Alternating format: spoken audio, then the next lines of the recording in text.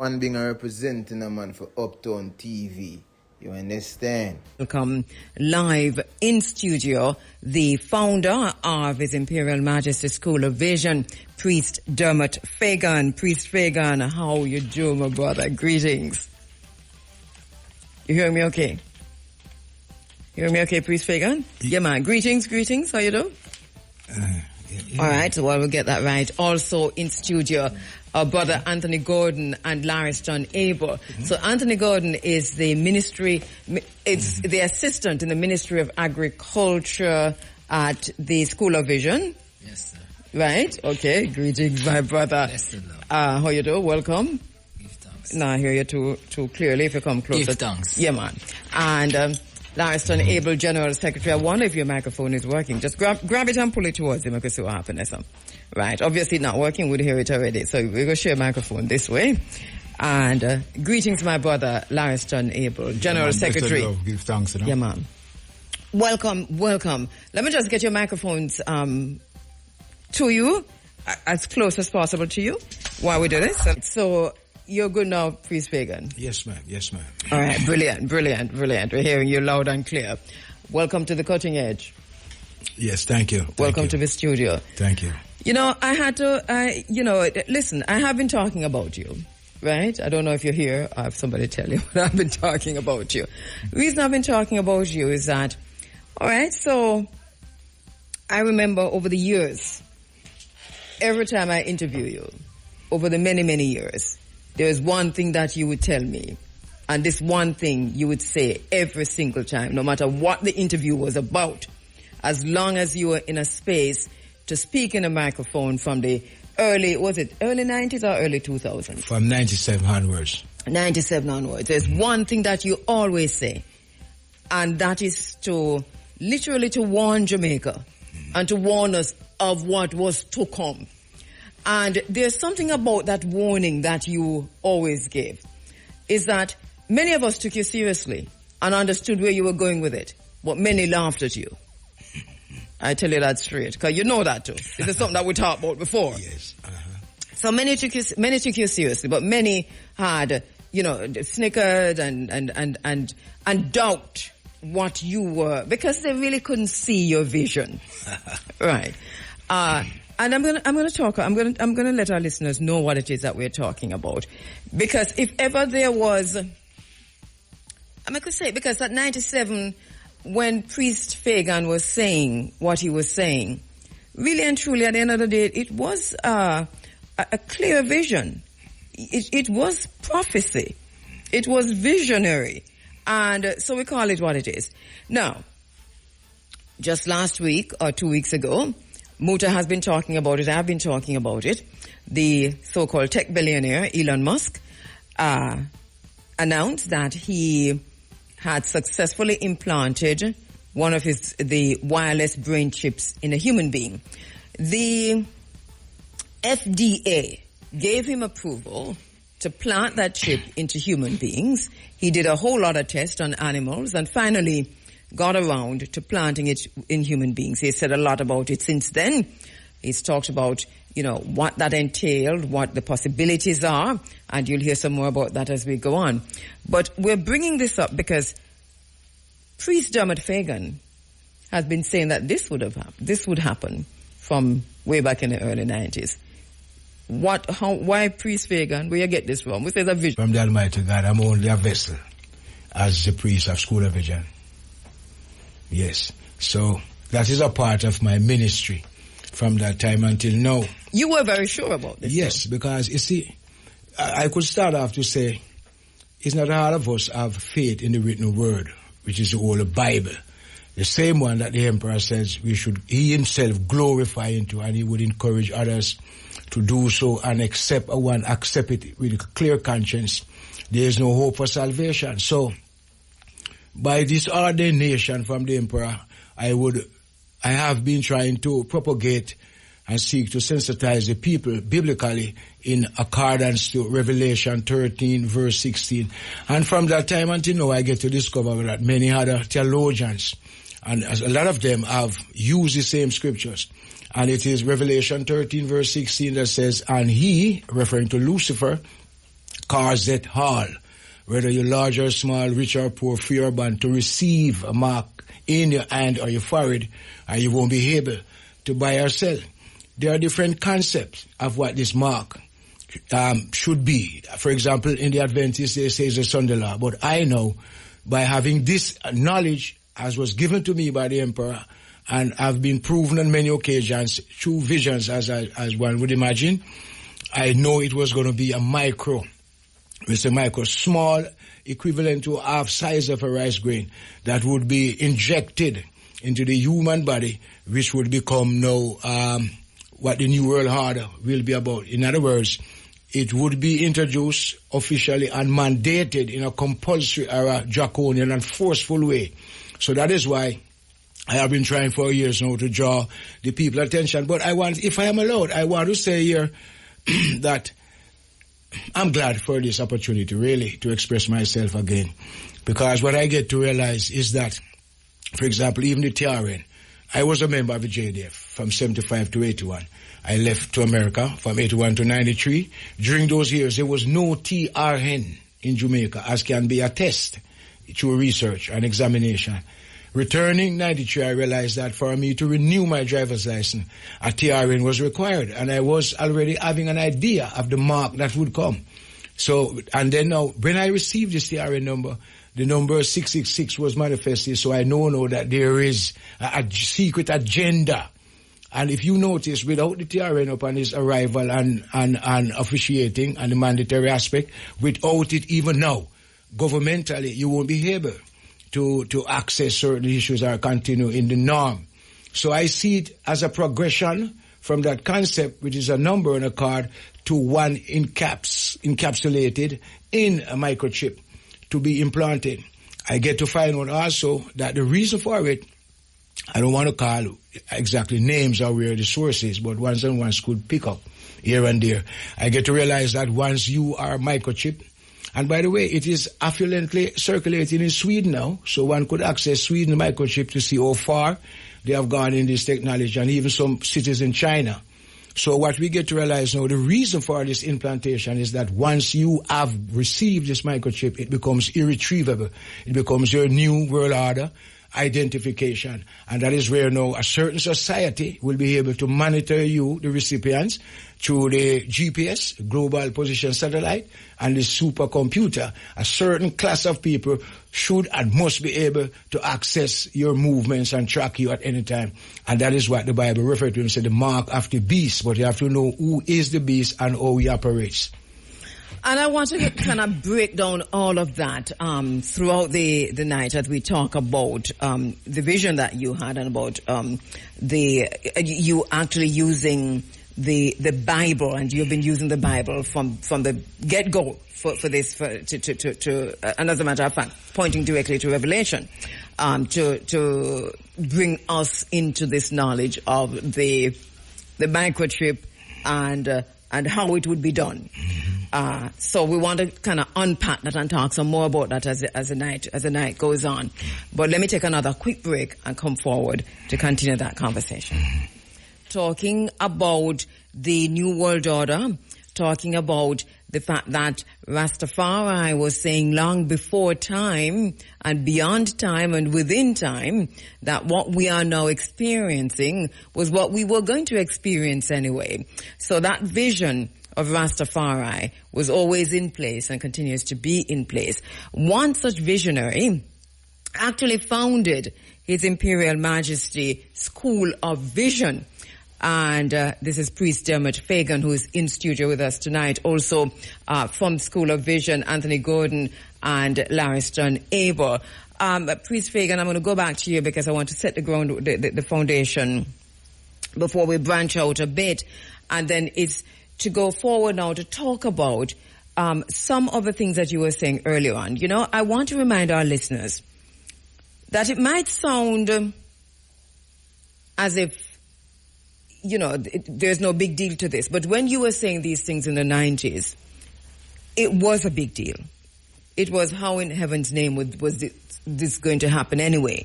Because you were talking about injecting a microchip, and you were talking about different ways that this could have happened? What were some of the ways, according to how you saw it, that this microchip would be introduced into the body? All right. Even though, I don't know, because it is so diabolic. When I say diabolic, I mean so deceitful, deceptive, and satanic. The people on the whole are, I believe, mostly ignorant of what is taking place through lies and deception. Now, most people are not aware that there is in existence what is referred to as a secret society, and you have societies that is referred to as secret societies. You would have to know the difference between, I speak to you, symbolically, and for those that can relate, you have to be able to know the difference between Magen David and the pentagram. Magen David is referred to as the hexagram. The hexagram is commonly referred to as the Star of David. But I would want to say it shouldn't be referred to as the Star of David. Instead, when you look at Matthew chapter 2, you will find now Jesus Christus, which is Yeshua, was born in Bethlehem of Judea in the days of Herod the king. It is said, behold, wise men came from the east, which is Ethiopia, to Jerusalem, Palestine, saying, where is he that is born king of the Jews? For we have seen his star and are come to worship him. They were referred to as magis, astrologers, numerologists, and so forth. Their names were recorded in some ancient writings. And when they traveled, as you can imagine, geographically, from Ethiopia to Palestine, the same route the Queen of Sheba in the time of Solomon, the same journey, they came, and where the star stood still, they know in that manger or cave, that child, that miraculous child, should be born. And that is why they brought gold, frankincense, and myrrh. Now, this Star of David, that is commonly called, when it is viewed, it is two equated, inverted triangle. Inverted means upside down. The first triangle upwards would be a reflection of 1 John chapter 5 verse 7 that says there are three that bear record in the heavens, the Father, the Word, and the Holy Spirit. All three is one. Invertedly, it is 1 John 5 verse 8 that says there are three that bear record in the planet Earth, the water, all things emanate and reflect from water, the blood of Yeshua, we say just us, the Christ, in difference to Jesus, and we can be clear on that, and the Spirit of truth. The equation there would be 60 degrees by 6, give you 360, we would say metaphysical degree, and that is the power of the circle. Now, pentagram is a 5-pointed star. By the way, Bobo Shanti, sport that. It is on the Texaco station. I'm only saying that for a reflection. The equation to the pentagram is 66.6. And that would bring you to Revelation 13 verse 18 that says, here is wisdom, let he that have understanding count the number of the beast, for it is the number of a man, and his number is 666. So mathematically, when you multiply 66.6, which is the equation, by penta, which is 5, you get 333 metaphysical degrees of power. And that is what now Lucifer used in the compass and the square, in the pyramid of Giza, and it is also in what you refer to as the Freemasonic Lodge. All right, so yeah, I see where you laugh, because I see you're going to the pyramid of Giza, and you said Lucifer used. So probably I'm going to talk about that a little more. At the same time, there is and I heard you say Jesus as opposed to Jesus. Yes. But you still talk about that miraculous birth, which is supposedly a virgin birth. Uh-huh. Of course, we know that is rubbish, really, that there's no virgin birth. But you seem to be holding on to that virgin birth thing. Correct me if I'm wrong. Well, now that you asked for it, as I've already determined that I will work in line with the oath. Now, as for myself, and like I say, I am representative of His Imperial Majesty Haile Selassie School of Vision Bible Study prophecy and Sabbath worship.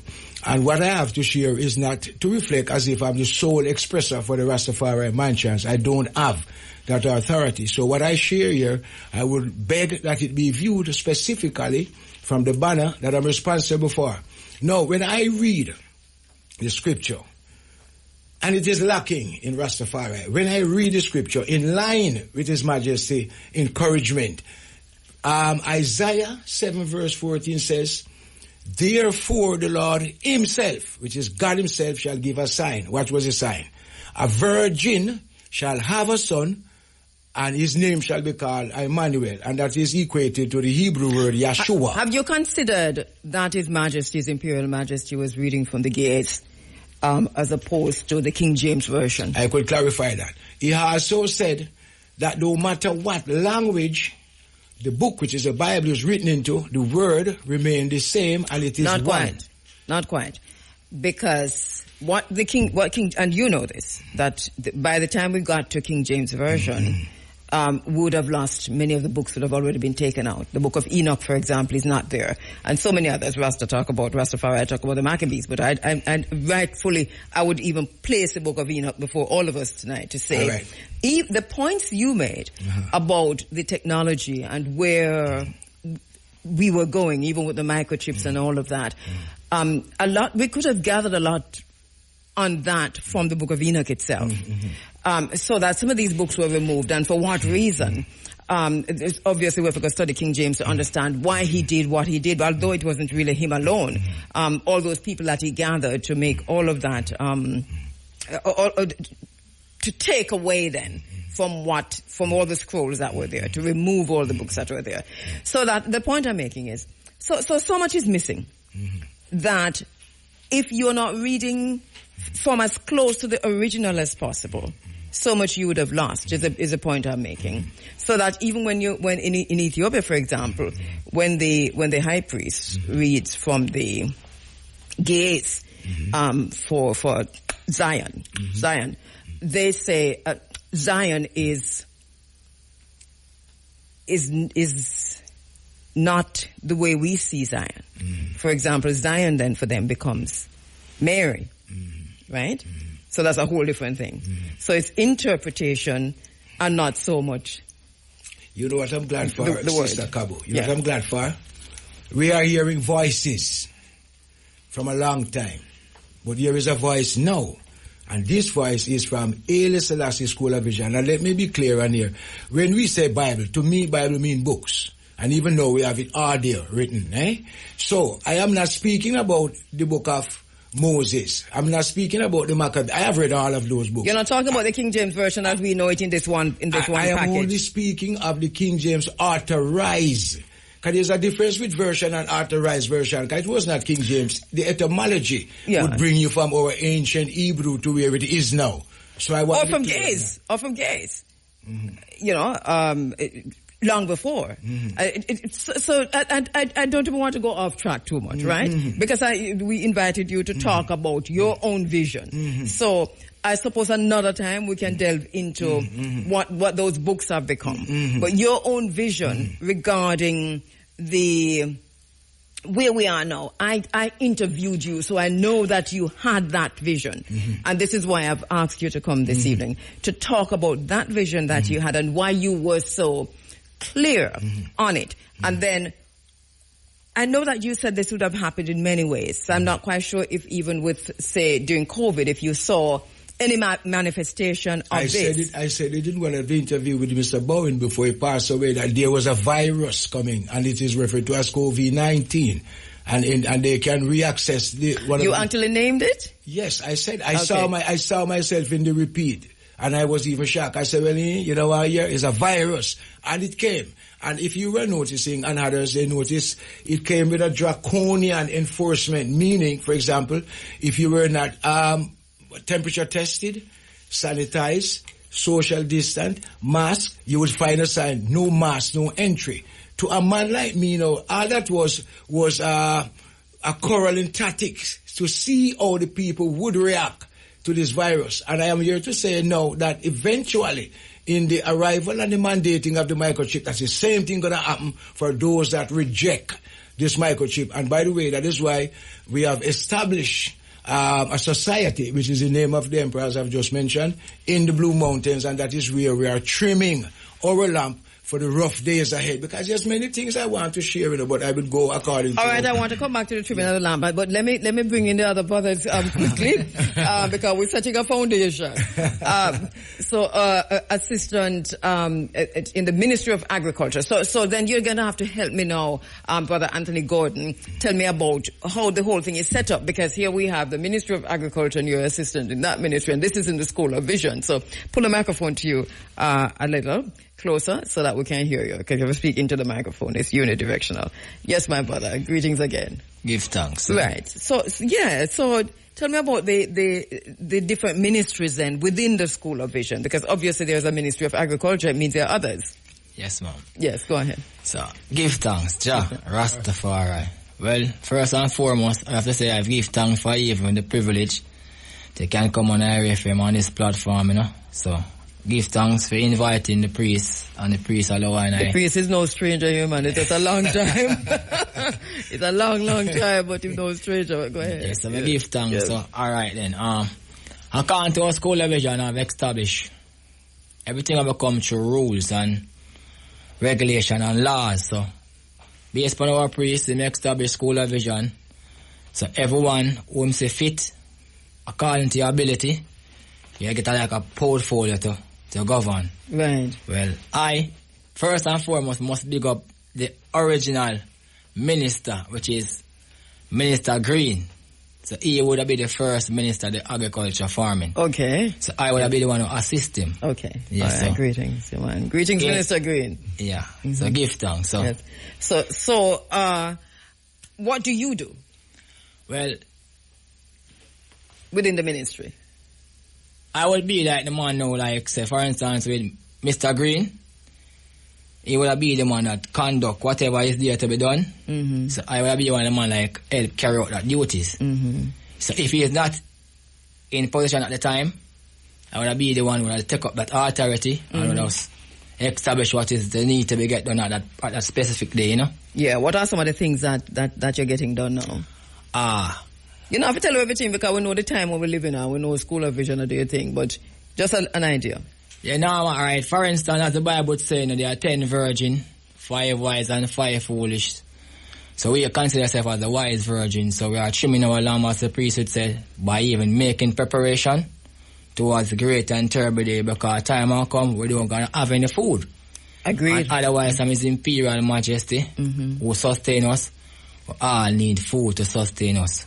Otherwise, I'm the emperor. So we have made our privilege and our priority to establish a society where... Tell her what we plant. Yeah, man. Where the food, where the time to come, we can all have food to eat. So right now, we like a plant like yam, cocoa, plant the banana, all those ground provision, vegetables and all those things, you know? They can sustain us. So many acres of planting? Well, I have not really demarcated by measurement, but wherever I set my foot, I say, all right, this is where we stop. It's a considerable amount of land we occupy. Yes. Yeah. When you step on the way appears. Yeah, we establish a space for ourselves. So you're planting yam... Everything. Everything. Yeah, we're planting like everything. Ground provision. Ground provision. Yeah. And are you storing seeds at the same time, or? No, because I hope we will be able to get some, but if you notice the seeds that are being set now by, I think Bill Gates is responsible for a seed manufacturing plant. And these but how did we get to this place? Because we didn't know a long time. So we did store the seed before Bill Gates took over the seed manufacturing plants and turn everything into GMOs. How did we get to this place where we not have no seed for store? Well, as I said earlier, it's a diabolic plan. You know, it's a man leave from software to seed, because the GMOs now is indifferent to our regular seeds that would replenish itself. So, for example, the cabbage that you are getting and certain other seeds, these GMO statics mean they cannot reproduce, such as callaloo, pop choy, and all of that. So that is the danger now. That we will have to face. And this is really serious, you know. This is not no joke. I'm not quite sure if the so-called leaders who are going to vote next week and whenever them are going to vote and who are going to vote and who are going to vote for who, realize, and you're talking about a local government election, for example, that is just coming up and people running up and down in green and orange and, hurting themselves in the midst of all of this. But at the same time, at the community level, Rastafari has set an example, which is what the School of Vision is doing, which I know generally Rastafari has been doing for a very long time, as to how to prepare. When we talk about food security, for example, how to prepare. But you talk about the farming. But at the same time, I hear you say, and I'm not sure if it's just you alone or if it's other groups and so on, that we never manage to bank the seeds. Mm-hmm. Yeah, because that was beyond our control. So what is going to come down to... Do we realize too late? Yeah, well, certain things are beyond our control. But where we are now and where we are to be, I think we have a good chance of surviving in the declaration of the New World Order. Because we have gotten 25 years, for example, in our community existing. We have our tanks and we have our own water system. We have our own energy supplied, whether it be generators, solar lamp, solar system.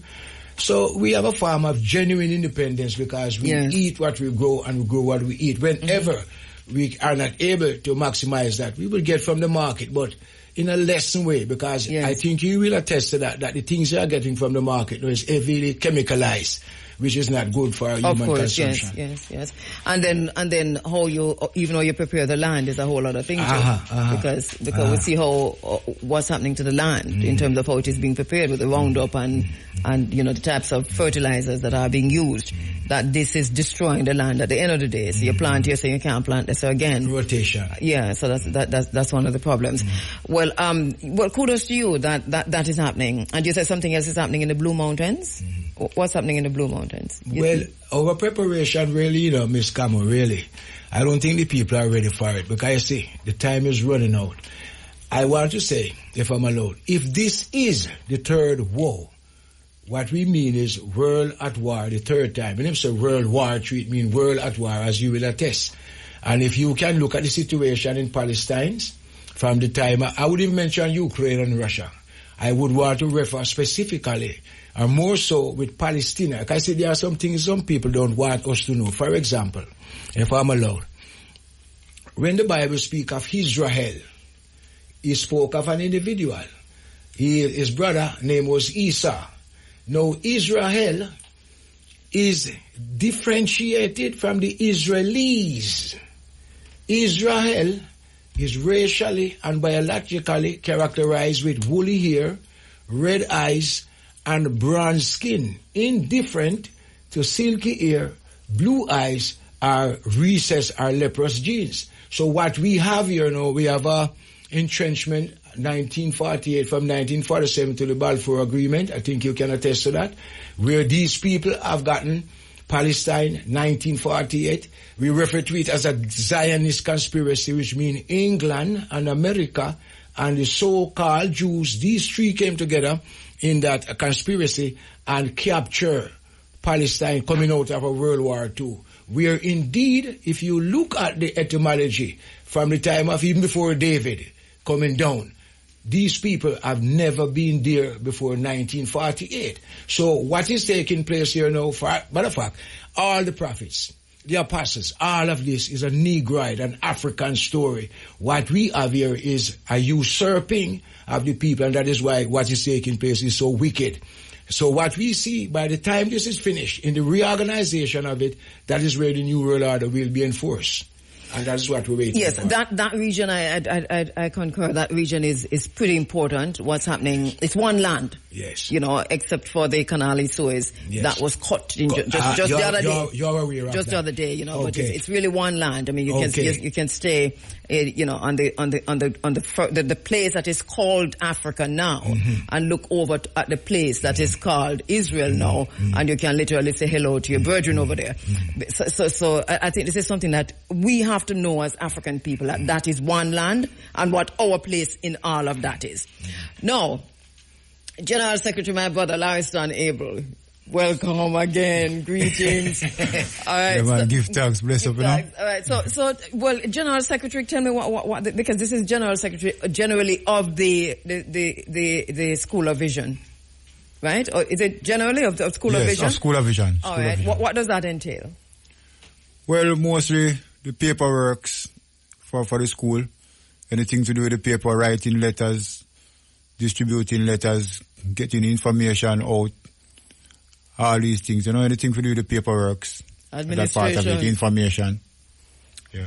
So when you talk about writing letters, because I know Rastafari tend to write letters to repatriation and reparations, and so you mean letters like those that will be sent to the authorities, or just generally speaking to whoever is writing to the school to respond, or specific jobs that entail writing for specific things that on the agenda of the School of Vision. Well, it's all of that, you know. All of that included. So anything that's the instruction, work on the instruction from the priest same way. So even those that need coverage. So people that need coverage, maybe like the schools, because you have some schools now that pressuring children for their locks and other things. So would write a letter to the school, letting them know that they're a member of our society, and they're not supposed to pressure them with the locks, to trim their locks and all of that, and get it stamped by the school. So it's a general thing all around. Letters from all type of, for all type of different situations. Right.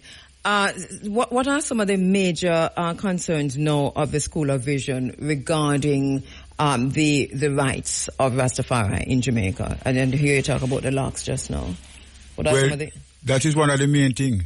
Same way with the not allowing the children to go to school with their locks or pressuring them, you know. After the whole Nzinga King thing, we're still having that situation? Yeah, man. People still going through that, even college, even college stage. Up to today, they're here? Up to today, they're right now.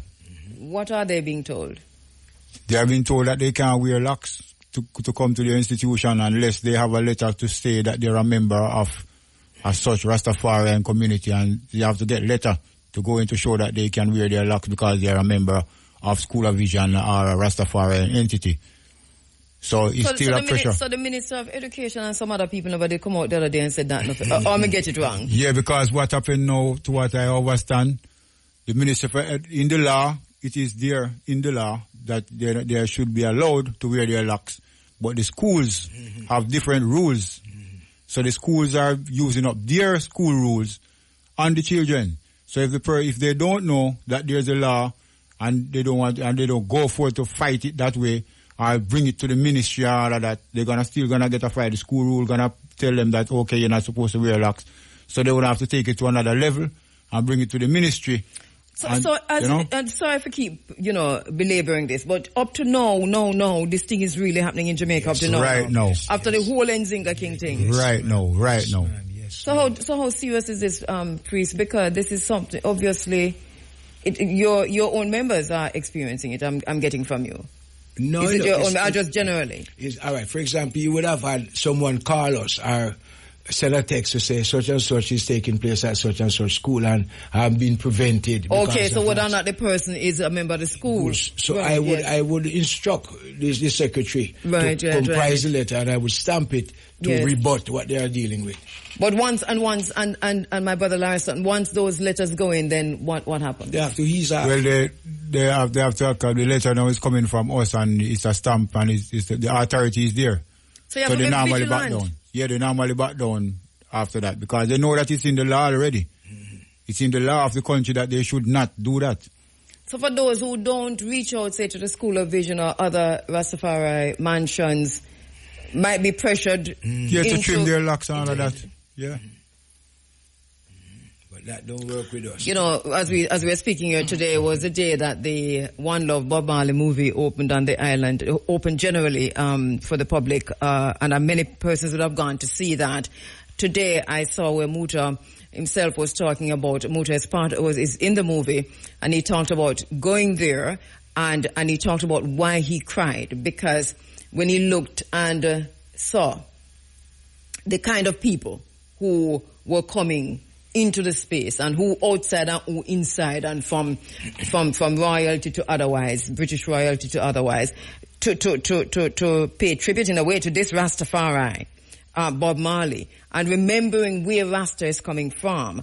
You know, he talked about that. And this is the thing, is that somehow the Jamaican people are able, it's almost like a schizophrenic kind of way, to honor somebody like Bob Marley, who has made it to that level, but at the same time to dishonor Rastafari, even Rastafari children in the classroom. So while we have the Prime Minister and the whole of the ministers of government going to this movie premiere for Bob Marley and hobnobbing, that they haven't really, as much as they said in the law, but not much has been done to stop this discrimination against Rastafari on this island. What a hypocrisy. Yeah, hypocrisy. That is the word. Hypocrisy. That is the word. That is the word. Mm-hmm. So we're going to have to call out who to call out. You know, it's 3 minutes after 11 o'clock. You're inside of the Cutting Edge. My name is Cabo. I'm in for Mutabaruka. We have the founder of His Imperial Majesty School of Vision, Priest Dermot Fagan, in the house. We have members of the School of Vision, the Assistant Minister of Agriculture, Anthony Gordon, and the General Secretary, Larston Abel. It sounds like we're talking about this and that, you know, about everything connected. So we're coming right back to Priest. We have another break coming up shortly, but I'll come back to you, Priest, because, all right, so as we move into this new time, are you on board with, for example, what I said earlier, which is that, yes, we've moved now into this new world order.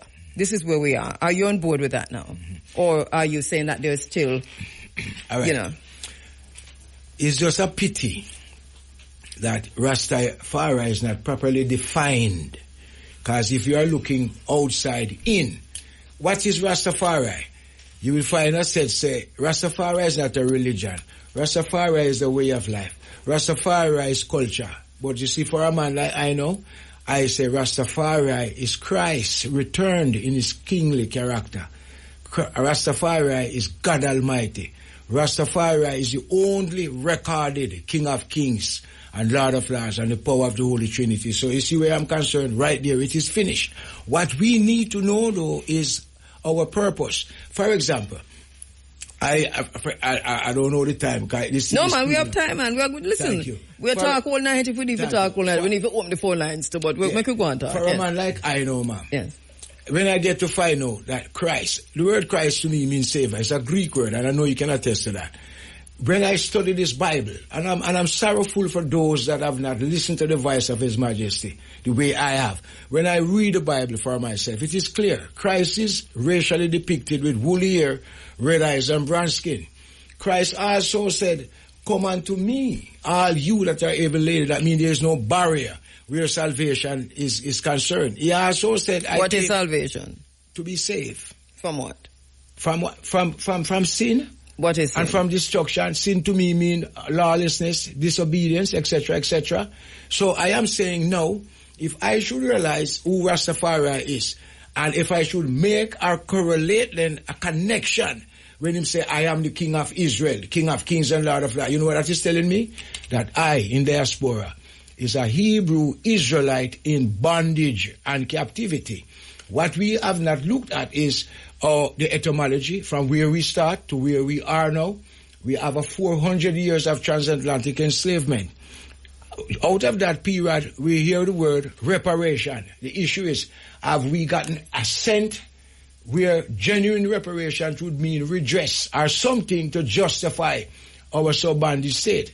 The other word we heard is independence, while there is currently a retention of a governor general. So you see, I know, I say myself now, free already, waiting for the advent of His Majesty. Because this what we have here is not proper representation, neither politically nor churchically. That is why Rastafari is the one that stand under, and him say, I set my watchmen upon the walls of Babylon. What was the word? That him said, give him no rest until he make Jerusalem a city of rejoicing. And that is what repatriation should mean. We have to go back home. And by go back home, where is that? Because you said Jerusalem. So home would mean to a man like me where we were taken from.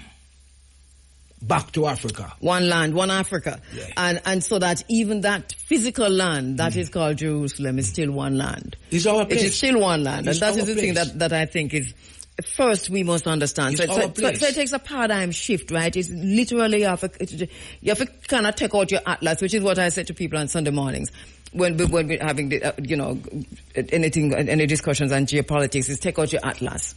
Go on your phone, check it first, because you have to see what the land that we're talking about, to understand when we say this is our land, this is where we're from anyway. So how important is that then, though, in the scheme of things? Because, and that is a repatriation. What happens before that and between that, because not everybody obviously is going to be repatriated. And while there is this move for reparations, there is also the other side, which is we see the slowness of that, and we see how even that is being hijacked, by the same people paying themselves. They call it reparations, but then give themselves the money and go right back to them. So, what if that doesn't happen? In other words, and I'm going back to the question on the New World Order. Where are we in the scheme of things in your mind? All right. What time is it, in other words? All right. Where we are now, revelation. Revelation means to reveal.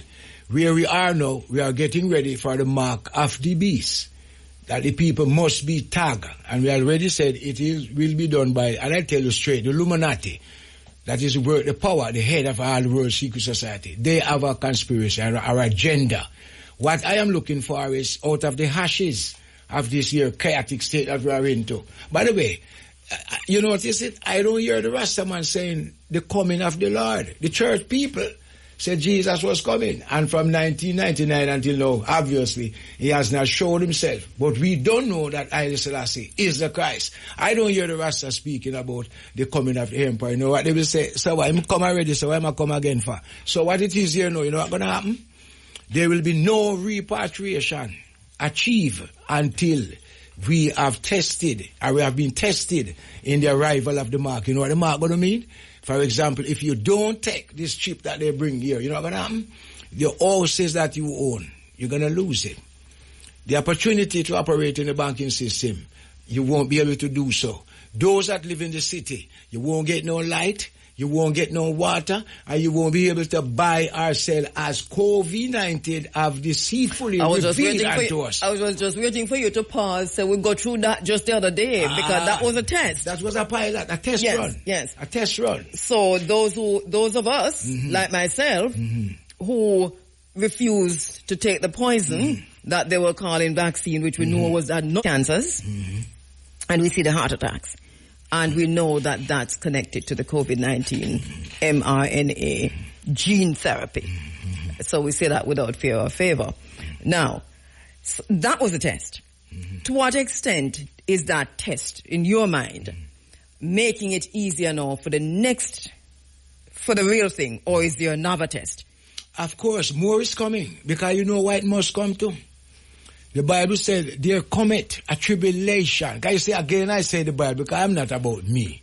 I am about my Father's business, and I have nothing of my own. Everything that I relate to can be attested as it is written. I want to stop a minute, because I hear you have also said, when you said the Bible, you're not talking about this one book that everybody's looking at now. You're talking about the writings of our own people, from all those scrolls that are in various places and not just in that one book. I have said before that the word Bible means book. Good?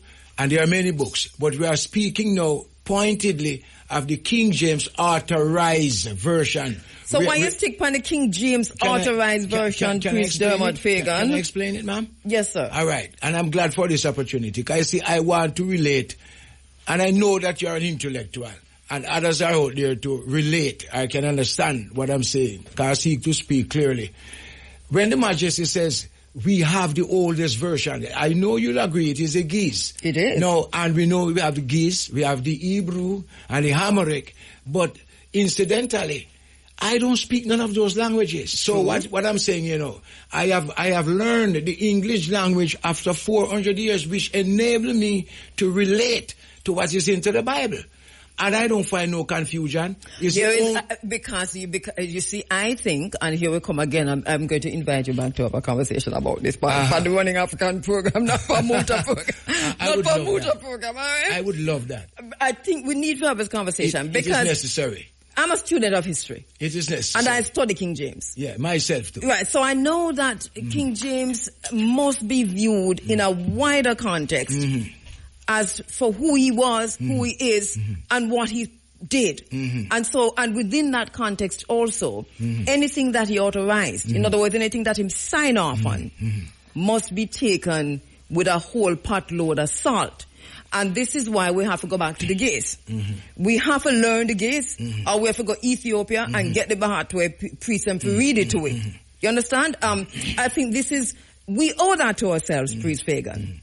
I don't want, you have said it here, and I know you don't want to be off-key, but let me put it to you now. tell me something off-key. No, I know you don't want to, so let us hear this part, you know, my sister. Look here, yeah, no, you're this part here. Yes, my brother. Why, I say I've done my study. Yes. And it's a study to show yourself wise. No. Rightly dividing the word of truth. Thank you. Yes. I think it is found out, not too long ago, that King James actually was a black man. I see it on YouTube.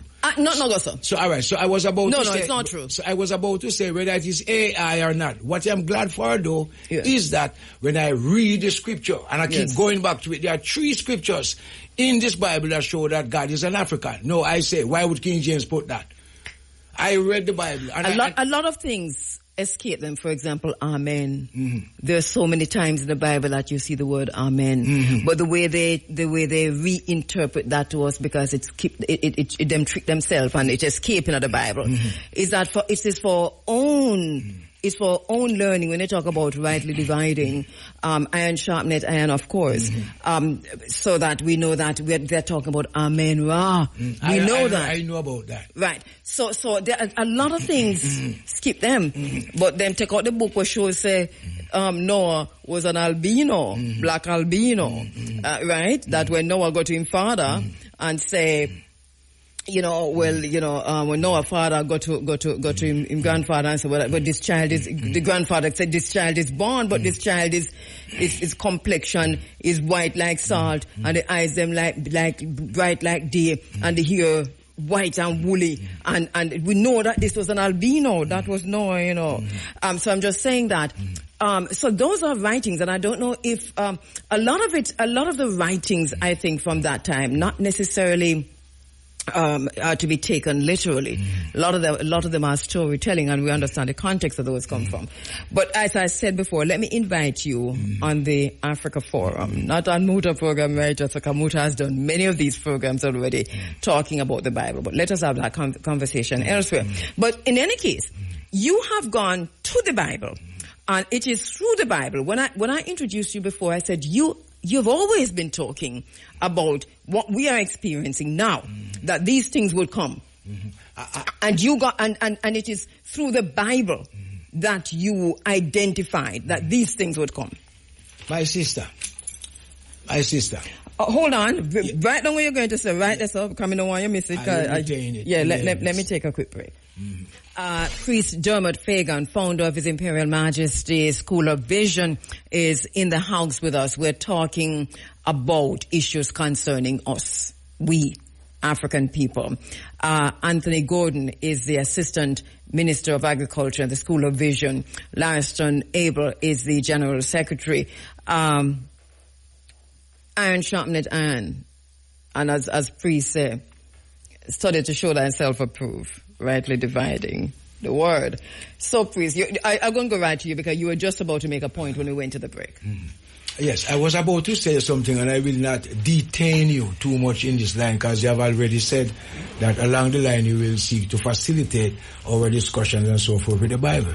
But just that the listeners be clear. Now, why I have to stay with this book here, the authorized version, is because I know that it has gone through linguistical translation. For example, from Hebrew to Greek, which is a Septuagint, from Greek to the Vulgate, which is Latin, Roman, that leads into the English translation in the 15th century. I'm clear about all of that. Now, when I read this book, I get to find out a mystery using my head and my ability to understand, yeah?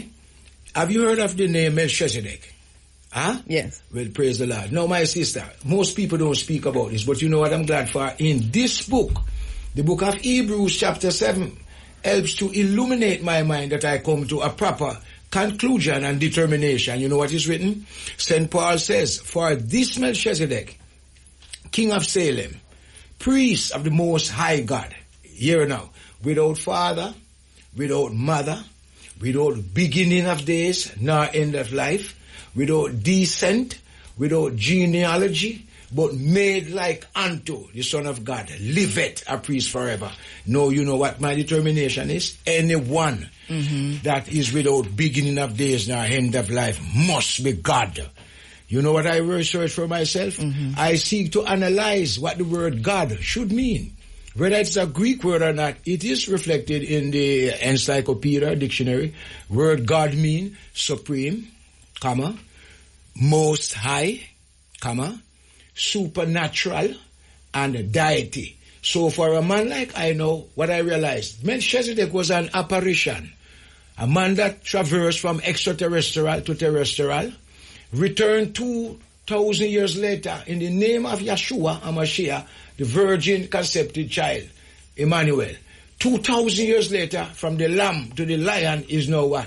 His Imperial Majesty, Emperor Haile Selassie I. So what I hear you saying, you're talking about, we are not disagreeing on anything. What I hear you saying is that you're talking about the manifestation, the material manifestation of the energy, the frequency, and the vibration that man and woman in their inability, because a human inability to comprehend and to understand and to name this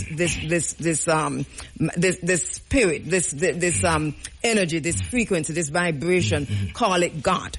And you're saying that Melchizedek represents a material manifestation of that energy, frequency, and vibration. You're saying that His Imperial Majesty represent that manifestation in this dispensation. In this dispensation. That's all we're saying. Yes.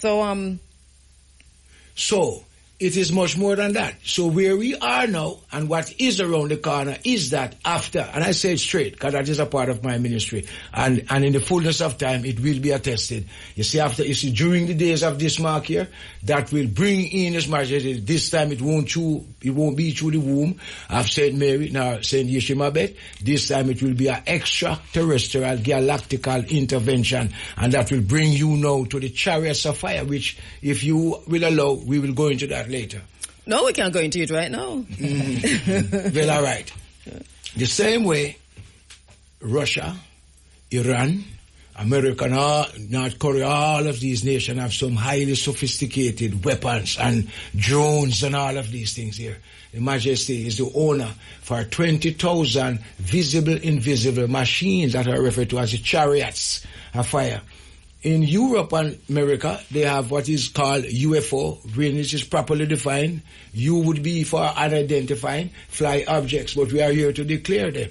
There are 20,000 ships, and that will bring you to Psalm 68, verse 17. The chariots of the Lord are 20,000, and that what is the expectation in the reign of the mark of the beast, and it won't miss. So that. Right, so a few things to talk about, right? So one is, so you talk about the many realms and that understanding that we can move through realms.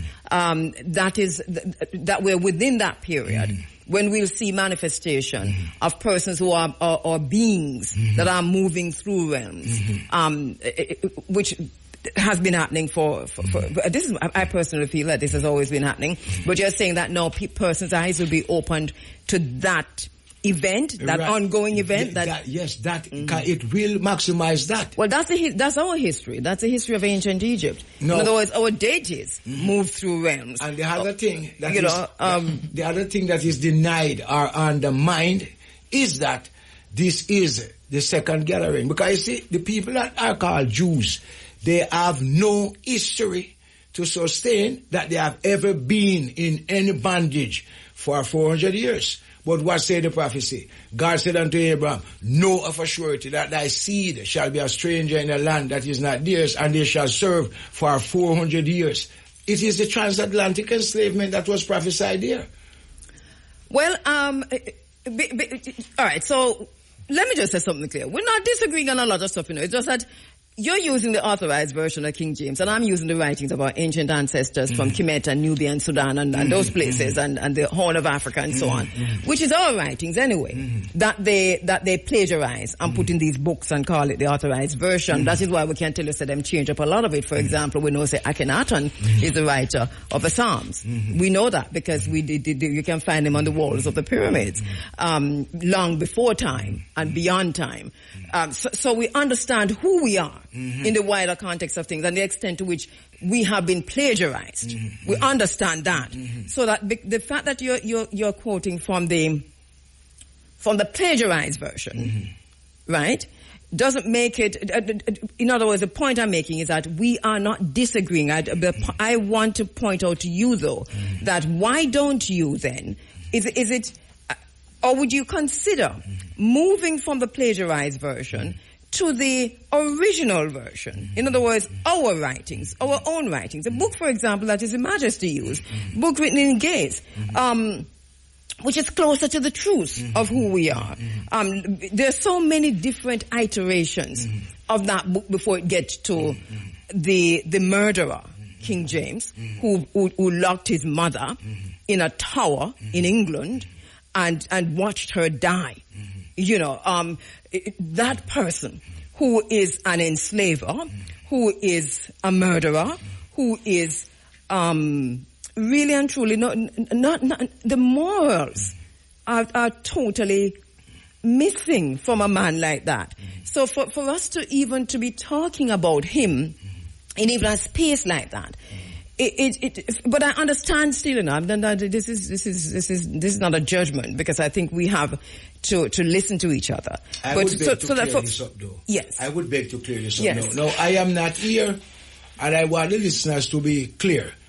I am not here in defense or seeking to promote the King James himself. All I know is that there is a big difference with King James version, as if to say he gave it, indifferent to he authorizing a translation linguistically from Roman, Latin to English, because that's all it is. No, he had no morals. Yeah. Well, he had no morals. So the authorization... It is not his book. But he was a literate... Listen, he was an intellectual. Yeah, well, it was not as his a matter book. of fact, I'll tell you something. Many people still feel that he's a person who wrote all those books under the name of Shakespeare, Yeah, because Shakespeare did not exist, Shakespeare is a group that people feel it's a group of people. Some people feel it's a woman. There's no historical Shakespeare, and many people, the jury is still out.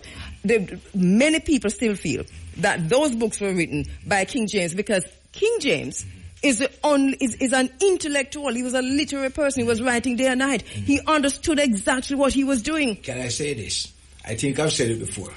And this is not for a boast or brag, but that will be clear, and the listeners may have a full understanding of what I'm seeking to express. Yes. Now, I am one of those that have read not only this authorized version that bears the name of King James. I've read the last books of the Bible. I've read the Apocrypha. Many books, the book of Enoch, the Maccabee, one version, the book of Moses. I have done all of that.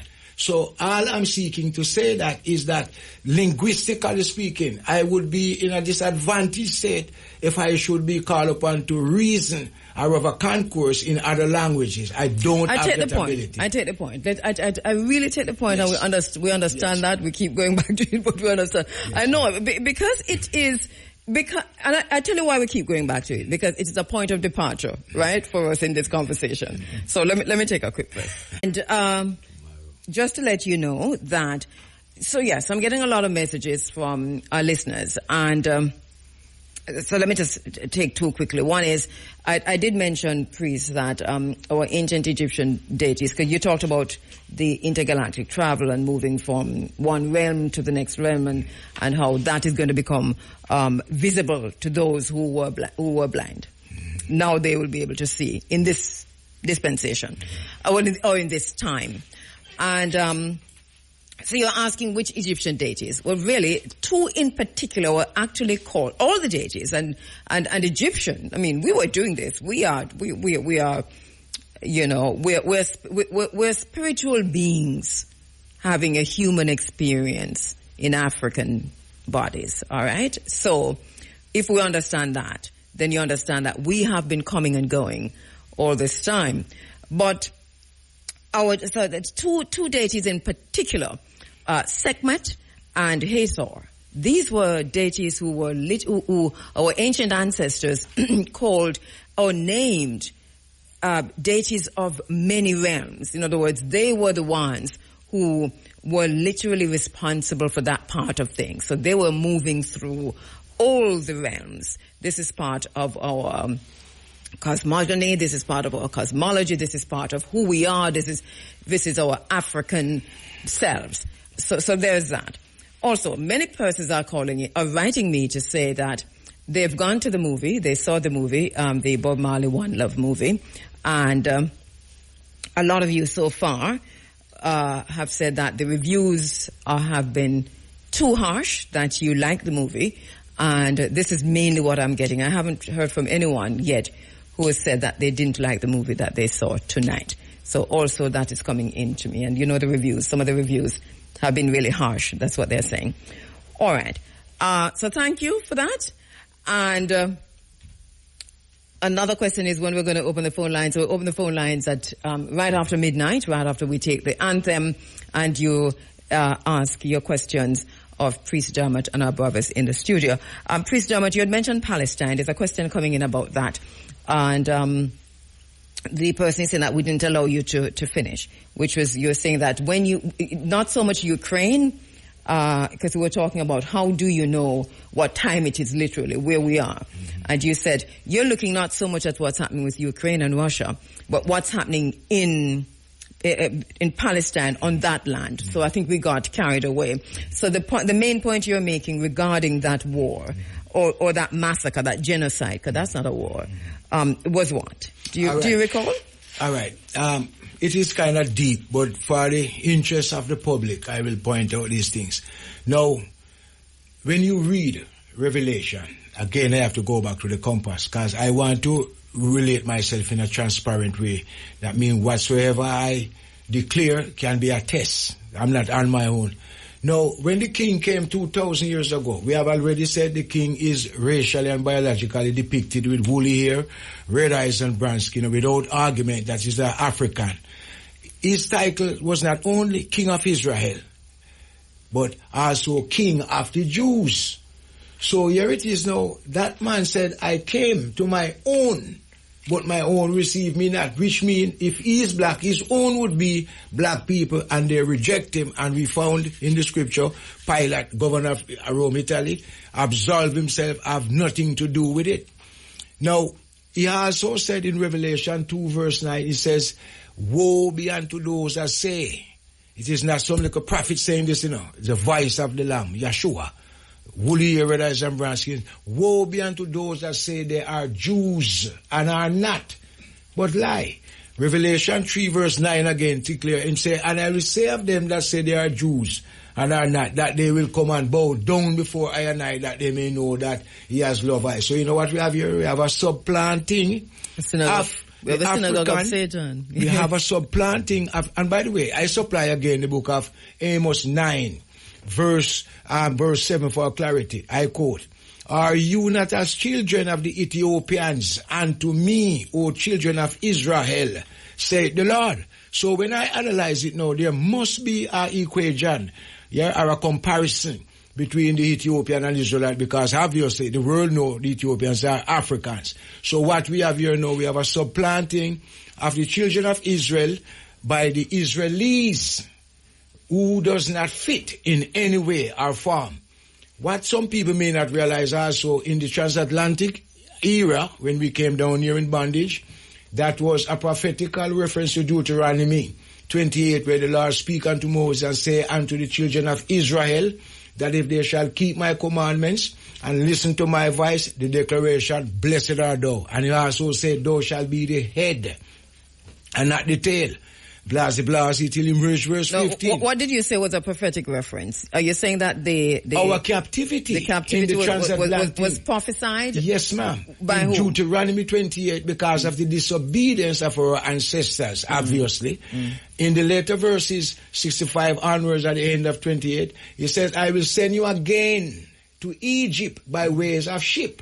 And we know that in the first advent, for our 430 years in Egypt, there was no ship that brought us there, if you have studied the maths properly. So we are saying now that these... No, the Egyptians were building ships and sailing but ships. what I'm saying is... So let me ask you this before we go to the ships. So that when you're reading a book, because as you said, the Bible is a book, is there a point when you say, to whom is he speaking? Of whom is he speaking? Of what is he speaking? I'm saying in that way so as to be clear that whatever that prophecy was about the enslavement of whoever were to be enslaved, whether or not that was a prophecy that really spoke to the enslavement of African people by the slavers, or is it speaking to a specific people at a specific time by whoever? You know, this point I'm asking. You know, how are you so clear that this is a prophecy about the Ma'afa? All right. We have said in the later verses of 28 Deuteronomy, it says, I will send thee, meaning refer the children of Israel, again to Egypt by way of ship. And hear it. Him says, and when you are into that land or those lands, you wish at night, you wish it was morning, and at morning, you wish it was night because of the bondage that you shall bear. We said earlier that the Israelites have never been in no enslavement for 400 years. So without other, it is clarified in our transatlantic enslavement. And that is why it is necessary. I know that has been interpreted in that way by many persons. Right, and that is my views. Right, which I disagree with, but then it is your views. So, that's my views. So respectfully speaking, I hear your views, and we'll move on with this. But just to say that our ancient ancestors in Nubia, in all of Sudan, in Ethiopia, in Egypt, all of that land, that they were building ships and sailing to this part of the world. And if you go now even into the new Cairo Museum or the Museum of Cairo, you'll see the display of King Tut, and you'll see the solar boat, and you'll see the prototype, and you'll see even bigger the remains of even bigger boats that they were sailing to and fro. Hence the Olmec Head, for example, in these waters, so to speak, and even the fact that if we go back to Van Sertima, we came before Columbus. That was this was a trading route, and we were building ships and trading this way. And I want to make that point to say that ships, we were already sailing in ships, and this is why that book could refer and reference ships, because ships already existed. All right. I want to be clear on that. Now, I realize over the years when I speak for myself. When I refer to Egypt, it might ruffle feathers, but I want the listeners to be clear. I am one of those that have done my research and my study. And I know that when we say Egypt, we are speaking of North Africa. So to me, there is no argument that the Egyptians are Africans. I know that. I know the Palestinians originally. As a matter of fact, Palestine is originally a part of the African map, and I think you have already attested to that. But what people may not realize that Egypt, Ethiopia, all of this was in existence before the creation of the tribes of Israel, and I think you will attest to that. And this is why I keep saying Egypt, Sudan, all of that area, because that land was. The partitioning of Africa in 1884 by these very same murderers. This is what has left us with what it has left us with. But really and truly, that whole area, Ethiopia, as a matter of fact, Kush, Nubia, Punt, you're talking about, and then go all the way back to Yemen, where all of this is happening now. You know, so I think we need to. That's why I say when we are having these conversations, take out your atlas and look on it, but at the same time, see things through your own lens. All right. So to come back to the point you were making, Priest, that is, all right. All of that land. And Palestine being significant, and this war, this genocide of the Palestinians right now, the massacre, the ethnic cleansing of that region by the Europeans who went there to live in 1948, and then others who have come more recently. That you're saying that this is significant. We should watch this to see how it develops, and then what will come out of it. This is what I hear you saying. I am looking for this to be the third war. Okay. And when I say the third war, world at war for the third time. We have World War I, we have World War II, and I and many of us have a strong idea that this might be the prophetical, the third war that is to come. What it means, when we analyze the word war, what it should mean, destruction, mayhem, and all of that. So we are saying now that this year will lead into a devastated state for the world's people. Another thing that people might overlook. Now, the Israeli, to me, they are the children of Esau, if you can relate to that. The Palestinians, as they are the Ishmaelites, referred to as the Arabs.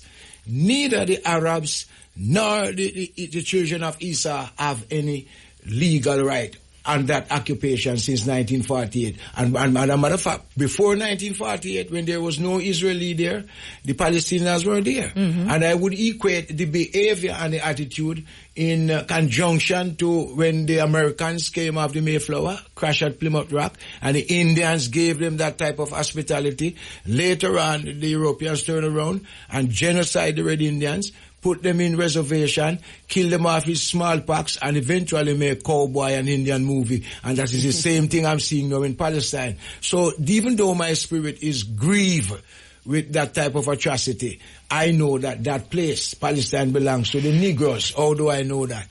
The lamb was born in Palestine, and the lion born in Ethiopia. So if you should relate now the stories from even the time of Sheba, Queen of Sheba and Solomon, it is Oraka. It is a black story. So that is why it is necessary after the mark for the intervention of Haile Selassie to settle the matter. And that is why I wait in the mountain in this preparation. The church people say rapture, but they don't know who is Christ. So what's your own views on the rapture? Ma'am? What are your own views on the rapture? Well, it is clear unto me. I have said earlier on that His Imperial Majesty did not perish on the 27th of August 1974. Instead, it was a meticulous translation from terrestrial to extraterrestrial. We look for him to fulfill the prophecy this time at Isaiah 66 verse 15. Behold, the Lord shall come with chariots of fire. Nations will be disturbed because he planned to take out the people, which is black people, to restore them into their original place, Jerusalem. And that is what we are about, because we are not deceived nor we naive to the matter. It is 11:52. It's 8 minutes to midnight, and right after midnight, we're going to be opening the telephone lines and taking your telephone calls. So Priest Dermot Fagan and the brethren in studio. My brothers, I didn't talk to you much, but we have 2 hours. We talk some more. But in terms of the preparation, because the preparation for what is to come, how do you balance that? I mean, here on the island, against repatriation. In other words, there's those who say, why prepare here? Why fight for land here? Why talk about land here when you're really looking to go forward home? No, my sister, and to the world. No, I speak clear. When I speak clearly. I cannot see a repatriation from the transatlantic descendants back in Africa in a spontaneous way, which means something just happened overnight. It cannot be like that. Now, what we look at, for example, let's say 200,000 from Jamaica want repatriation. And if we should add that to the other nations in the Caribbean, West Indies, we go further to England, Canada, America, where we all are in diaspora. I ask a question now, which country in Africa could facilitate and accommodate a mass influx of people not with the ideology that we're going to live in trees or we're going to be some backward people, but in a civilized way. I don't see that. So that is why it is necessary that the Almighty God be revealed to take out his people. And after that, what is left will be burned in fire. Because it's judgment, you know. It's not a if or a but. And we tell them when to. After this mark is unleashed, all of us will see. And this mark is what again? It's a microchip implant in the flesh. In the flesh? Yes, ma'am. In the way we see And Elon Musk planted in the brain, you know. What I say now, I challenge the listeners. Yes. Google Sweden microchip and you will see what they have to show. Yes. As a matter of fact, and I'd go further to say to our listeners that so they have been microchipping people and animals and so on for many years. As a matter of fact, we had a conversation about that, if you remember, you know. Because the first animal that they put the microchip in, I call you know. Yeah, Dolly the sheep. We thought no, it wasn't Dolly, it was a pet. I just come back from England and this whole thing was a news that it was a pet and they were tracing the pet through the microchip. And I call you about that is the technology. Yeah, and we said, where was that going to go next time? So we had a discussion about it then. But now we have a different thing now where your microchip, the brain, and you're talking about transhumanism and so on. But at the same time, I hear you talking about the intergalactic travel, which has been happening, but you're saying now it is going to be... That is the end prophecy. That is the end prophecy. So what that going to look like then, if it's the end prophecy? All right. Let me graphically give an example. Even currently, the Israeli jets have bombarded Gaza. No, they are gone into Rafah now. Yeah. And there are fleets. The same thing that day, which is referred to as Judgment Day, Isaiah 66 verse 15, will release Haile Selassie with ships of fire. Because it's not a myth, you know. It is just around the corner. And I don't think we have 10 years for it to be finalized. Because it is getting nearer and nearer. And that is why NATO said 20 years. No. They said NATO just said within 20 years. That's what NATO said. Yeah, I'm just quoting them because, you said, you have 10 years. Well, so, when I read the book, the book says, for the elect sake, which is I and I, him shall shorten Lucifer time. So that's why I say, out of this world war, it will bring in a new world order. The new world order will mandate a microchip in a draconian way. And for those that reject it, they're going to have a hard time surviving. And that is why I have sold my place for more than 25 years and have accessed a mountain, converted it into a living and a habitable society where we have our water like a virgin, no chlorine. We have fertile lands and we are feeding ourselves. We have our house. We have all that is needed. The only thing is that when the thing is exacerbated, I don't think it will be easy for us. Because you see, you cultivate today, it takes a time for you to harvest. So we're gonna battle because we're not looking for a manna to fall this time. So that the intergalactic travel, which I say has been happening, has never stopped. It has been happening. There are many walking among us now. If we have eyes to see, third eye business, we can know not everybody a human being. Some are ifset and so on and so forth. So we know that intergalactic and otherworldly interaction is happening right now as we speak. All right. This might so why then is that not? This might surprise you. Here I am now, and I'll tell you. George, have you seen the fleet in the mountain the first time? Yes, I have. I have weakness here. What's that? Yeah, the chariots, madam. Oh, the chariots. I have a weakness here. Talk to me about it. The chariots of fire? Where you at 9 Buchan Avenue, the first new moon? Yes, so here is a weakness tonight. Both of us have seen the fleece on 2 separate occasions in the Blue Mountain and at 9 Buchan Avenue. Talk to me about that. Well, let the judge give her. Let the judge. Oh, judge me for calling on Lawrence, man. I'm talking too much. Let the judge tell you what he saw. Come true, yes. Yeah, man. It was a Saturday night after we leaving Papine. We were keeping the Sabbath in Papine at that time. Went into the mountain and in the night there, and we're looking up in the. We heard a brethren shouting out, "So come look here, you know." So we look up in the heavens. We saw lights, flashing lights all over the place. Fleets of chariots just all over another place, just flying all over, and it was there for a long time. So the man not take a picture or video it or nothing? No. I want to tell you at that time there wasn't even a whole heap of phone thing at that time either. Yeah. But then it reoccurred in the city at 9 Buchan Avenue in Duane Park. Went on a new moon duty. So it's not only we that has rasta sight this time. People that were there are ballad, unbelievers, all type of people see it this time in the city. So it's not a myth or anything. It's something that we've seen 2 times. So if we go and look up because of a redemption right now. We are ready. And we are waiting.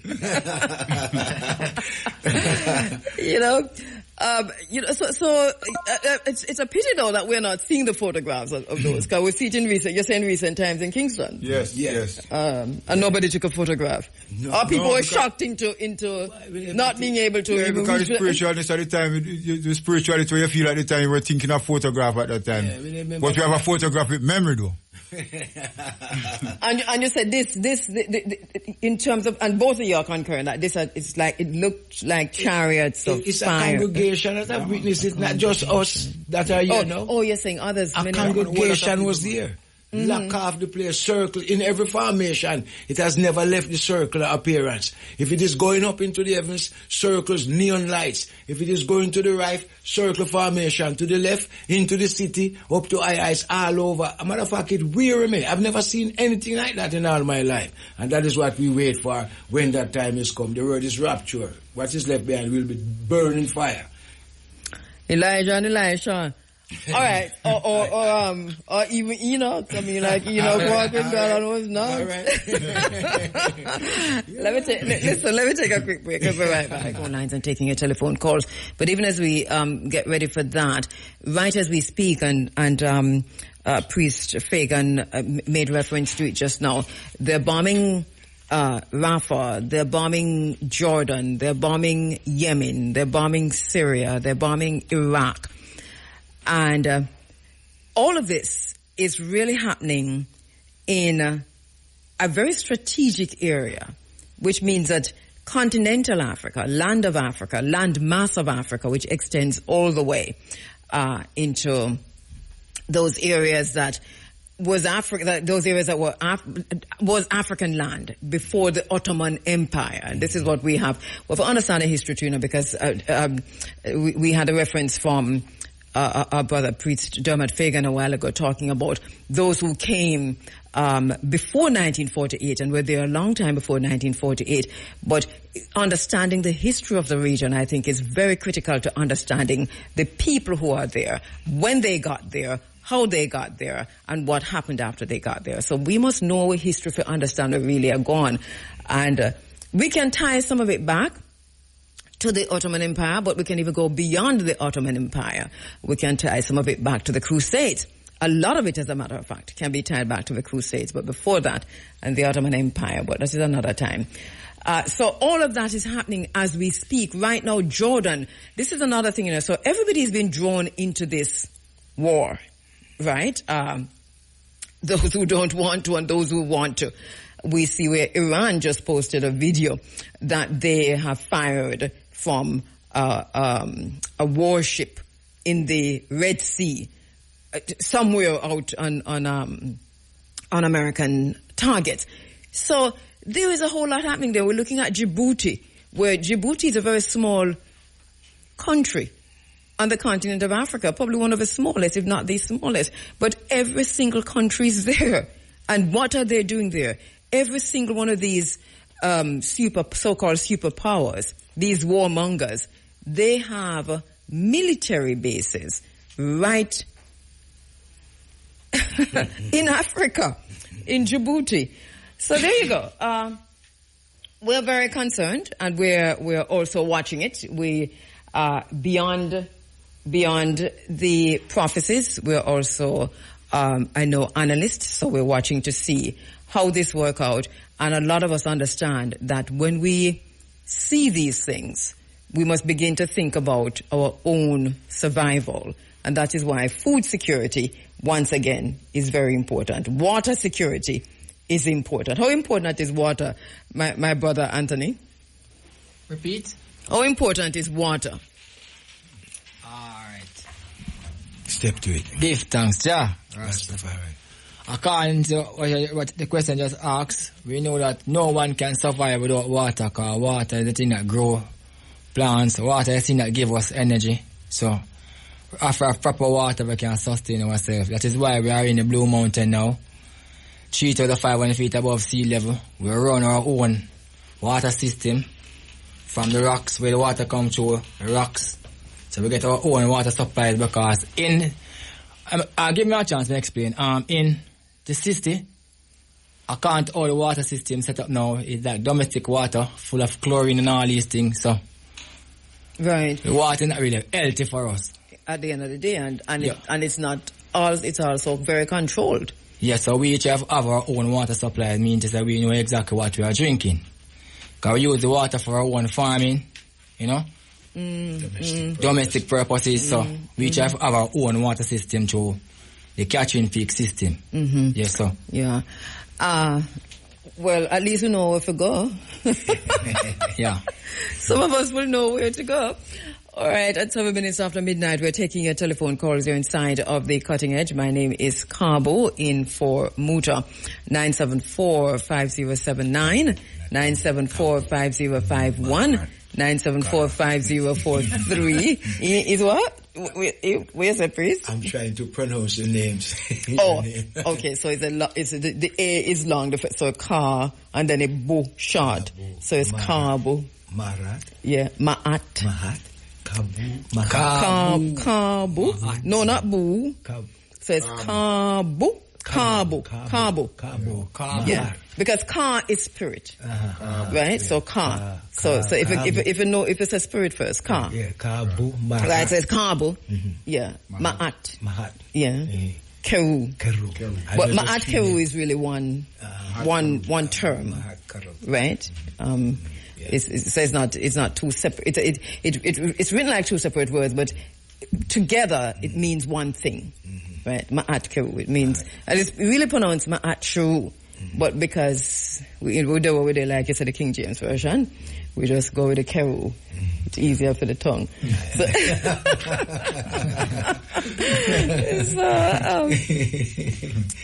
So we're taking it. So 618-0352. So the number is 974-5079, 974-5051, 974-5043, and 618-0352. Please put 876 before those numbers, and we're taking your telephone calls right now.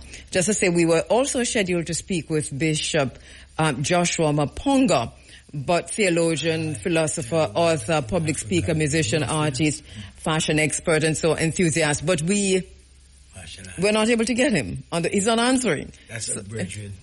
Rough and tough. Yes, you know, yeah. Of course, I access him on the internet. Yes, he's on the island, you know. Yeah, okay. Yeah. So we were scheduled to speak with him tonight. If you are listening and you're anywhere near him, tell him we've been trying to get him. Bishop Joshua Maponga, the third, was scheduled to be live on this program tonight, but we're not getting through on the telephone number that he gave to us. In the meantime, though, the phone lines are open. I had asked Priest Fagan, and I know it's kind of late in the night now, if we could get a chant or two. A chant? Mm-hmm. That's the right man is here. Is that a judge? He's the lead singer in the That a judge? Yeah. You see me not want to look for him though. So, because if you look, I don't really care the music, because we say, it's Rastafari chant, School of Vision. So if you're ready, Judge, my father used to say, lay hand on no man suddenly. We're going to play the drum right on the desk right here. Yeah, man, play the drum whatever. Right here, Yes. Yahweh, oh, to Zion, Yahweh, oh.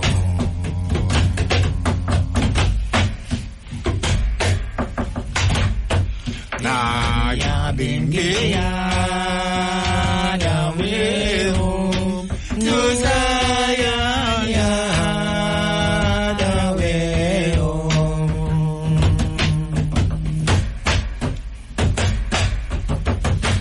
Na ya bingi man say one bright morning, when my work is over, I will Yahweh, oh.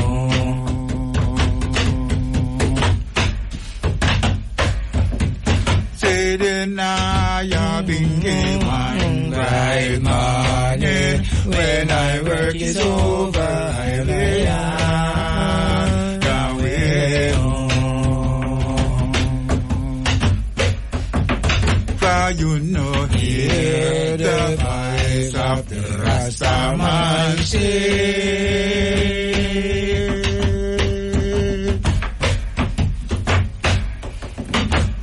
Yes, and you know, hear the voice of the rasta man say.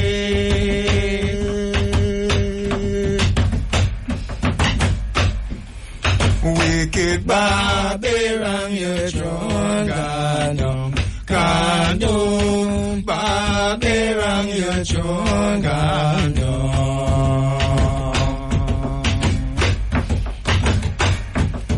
Saying na ya binge ya the way home to Zion ya the way home.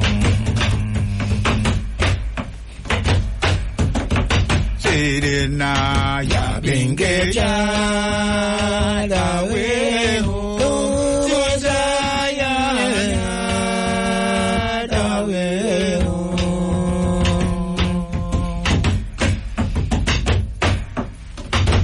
Na ya binge man say one bright morning when I work is over and I the way home.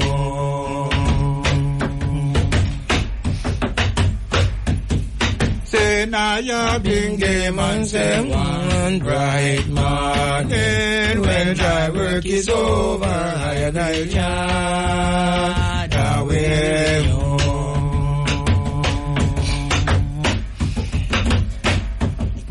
And by the rivers of Babylon,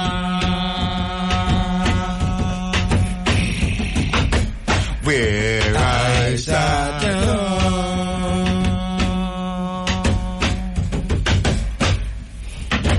where I and I weep,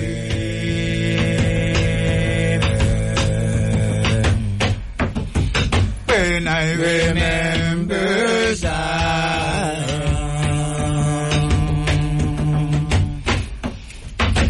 For the wicked carry away captivity and require from my son.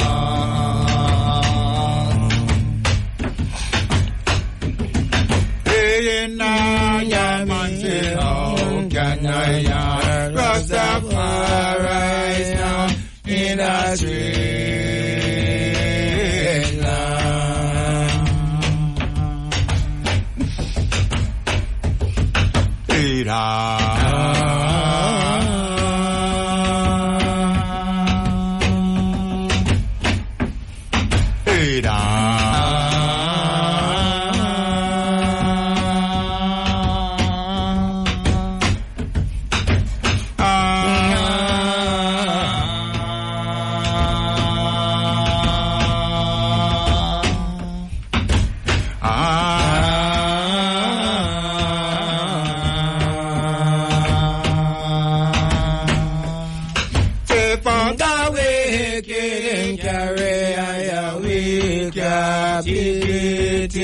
And require from my son.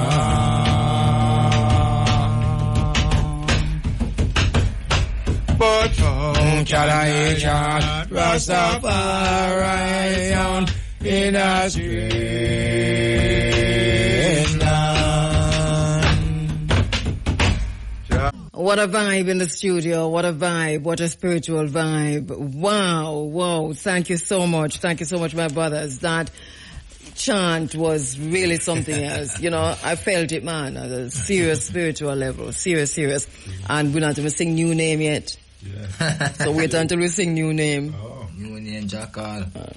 Terrible among them. So, all right, so we're going to go to the phone lines. I understand that we have quite a few callers holding, so we'll get through as many as possible before we go back to the chanting. Let me see if this caller is still on hold. Greetings. Hello. My apologies. Abu? Yes, you'll be holding for a while. My apologies. Greetings. Good night. Yes, yes. Guest host and the guest of the guest host. Yes. Sometimes I hear people like, okay. No, we're not hearing you too well.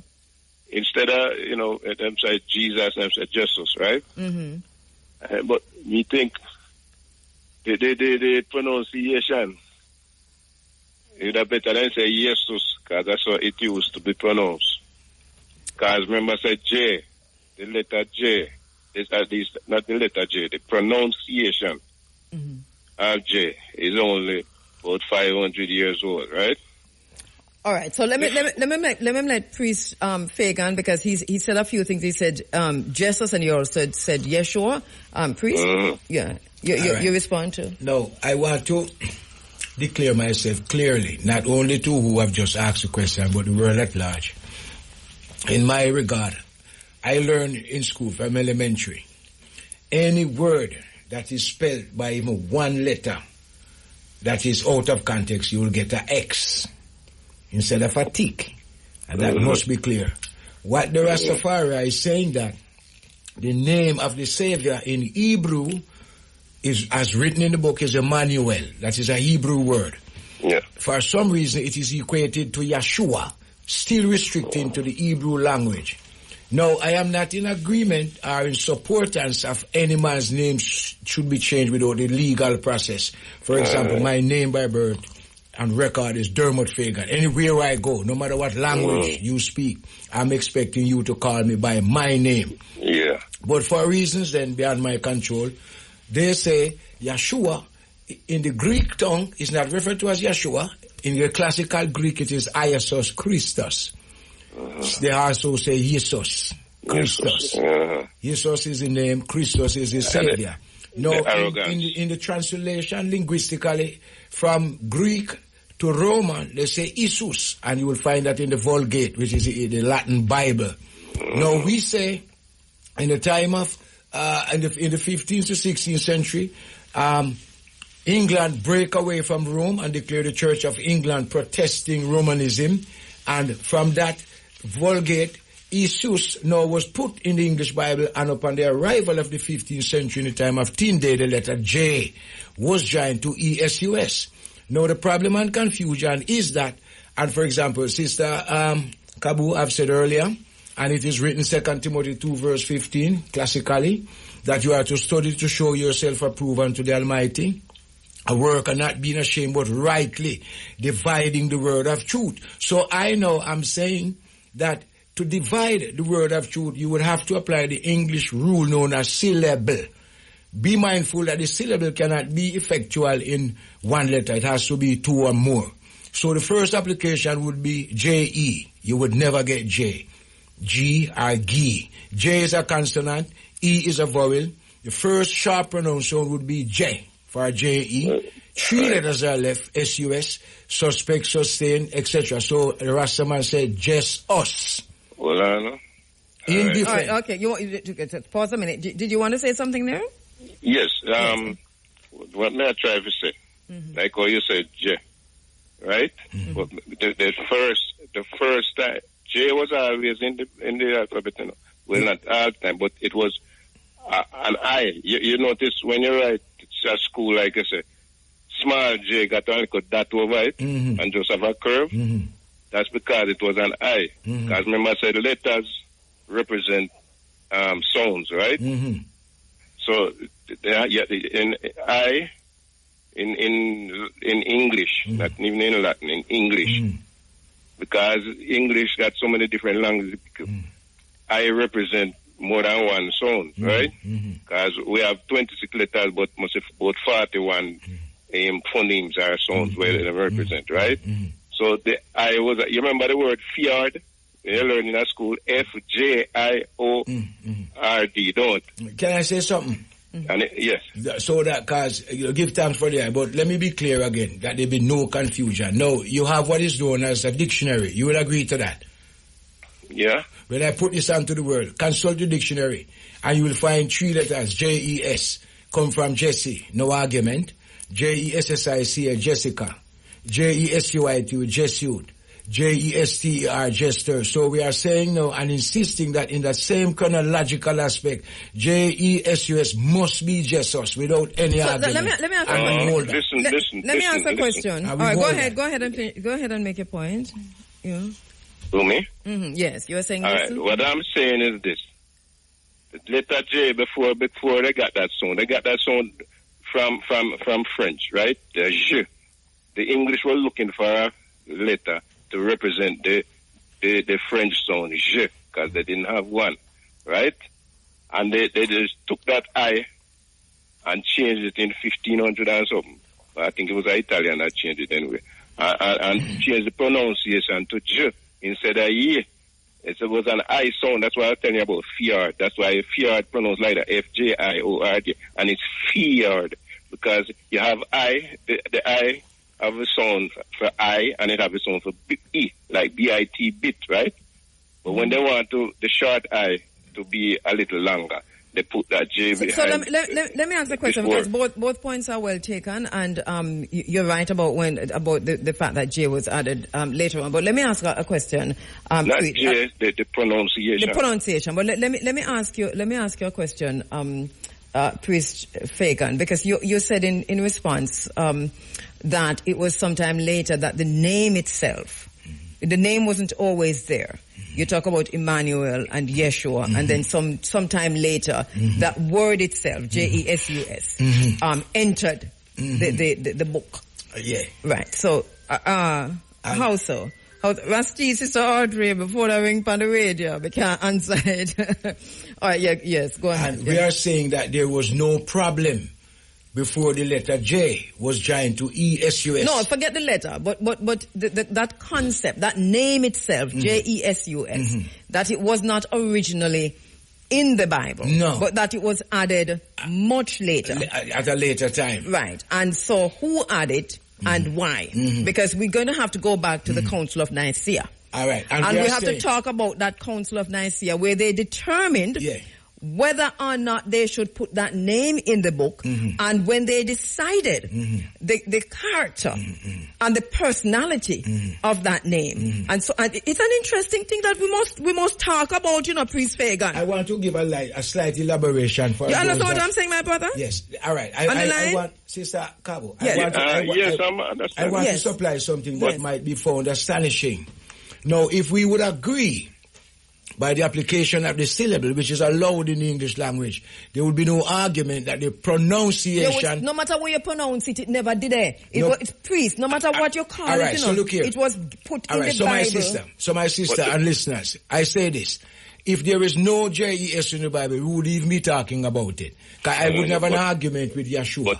I wouldn't have an argument with Iasus. But the problem now is that when you see the 5 letters J-E-S-U-S, for some reason, which I know why, it has been polluted to a different sound and a different image. Now, what this person may not realize that Jesus, that is not in J-E-S, that is a pentagram power, it is lies. And that is how you find out why Jesus and the power that is reflected is 333 degrees indifferent to 360. This virgin might not be aware. Oh, but I'm just saying, that J, it's just like in the name Jamaica. It wasn't Jamaica at first. It was Jamaica. That's why it's sometimes spelled with X-I, the Greek. As a matter of fact, the archaeologist says, no, the archaeologist, as a matter of fact, the name, the pronunciation slipped me now, it wasn't even that. And it's a very good example you're using, because they tell us that it is X-A, but the archaeologist will tell you that no. And they have another pronunciation, and I promise you that I'll come back on Sunday to tell you what it is. Yeah. I read it, okay. Any research upon some places, like you say, to go as close as to the origin as possible, right? Like the Septuagint or whatever, I don't think right? so. I don't think so, because what about the Council of this Councils of Nicaea? We must go back to the Council of Nicaea. We must read every single argument that was made and how that decision was made to put that name there and what that would have represented. I think that is where we have to go before we determine how we pronounce the word. This is just my the pronunciation is not. All that come from the arrogance of the Greeks and the Romans, because them want just change people name. same way when them come to America, then change the Indian them name, them change the black man name, they change everybody's name. Right? And Sister Camus, you remember I said earlier, and if the Virgin was listening, which respectfully I said, that I am not in supportance of a person's name to be changed without the legal process. So we are not responsible for what was given unto us. I don't need Paul like what me do. Thank you, Carl. Thank you for calling. Yeah? Okay. All right. But he's raised a point here that is worth discussing, and I think that even while we discuss this, because I know that it's been out there a lot that people say, how do you pronounce this? And some people say Yeshua, and some people say, Jesus. And of course, then you have other pronunciation. But priest, the name. Mm-hmm. All right, let me hold that question because I don't want to hold up the calls who are coming in. I hold that question. Let me go back to the phone lines. Greetings. Hello, good night. Yes, greetings. How are you doing? Around number 12 when I used to talk about Rock Spring outside. May I tell you where the original people come from? Yeah, you know, yes. Say me there listen, and what you said to the man about Jesus. No, that is Priest Fagan. Priest Fagan. Because we're not going to call against them the man there. I never really that topic that me want to touch it, but through me here, me make a clarification on that because you want to tell them something, but to me, you're right, Mm-hmm. The name Jesus added to the Bible right out spot Matthew come in. Tell me, say, something all right. Mm. That name Jesus, they come to hold us in a slavery. It comes through slavery, Christianity as slavery. Yeah, there's nothing wrong with questioning everything that we know and then to determine who we are, because energy, frequency, and vibration is all there is. Time is an illusion, space is everything.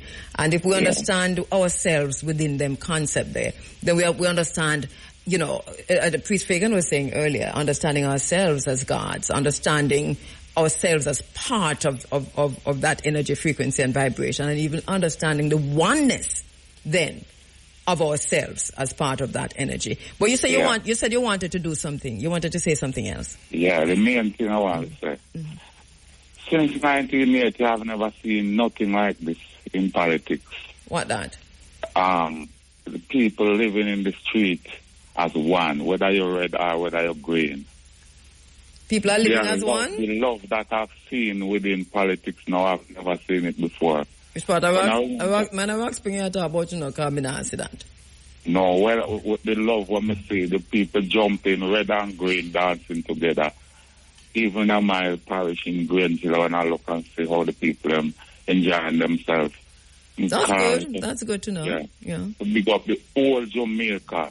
I ask everybody to just keep it real that way, because come the end of the day, when politics over, we all are the same people. My brother, thank you so much. Thank you so much. I'm so sorry I have to go just to take a quick break. But thank you, my brother, for that. Well said. Yeah. Bye. Back with you inside of the Cutting Edge. My name is Carbo. I'm in for Mutabaruka. Muta will be back with you tomorrow inside of the Step and Razor, and that's in the afternoon.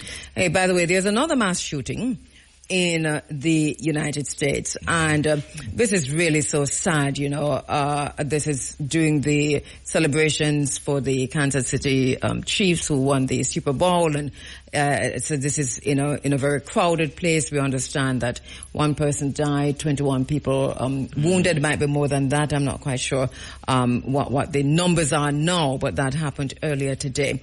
And this is one of the reasons why condolences to everyone, and to the families and all. Yes. This is one of the reasons why I've said that I'm not quite sure why Jamaica feels as if, there's a powerlessness, devoured, our leaders are devoured by powerlessness, so that there is a credible threat. Uptown TV, looking at the mirror, yo, who this? Uptown TV this.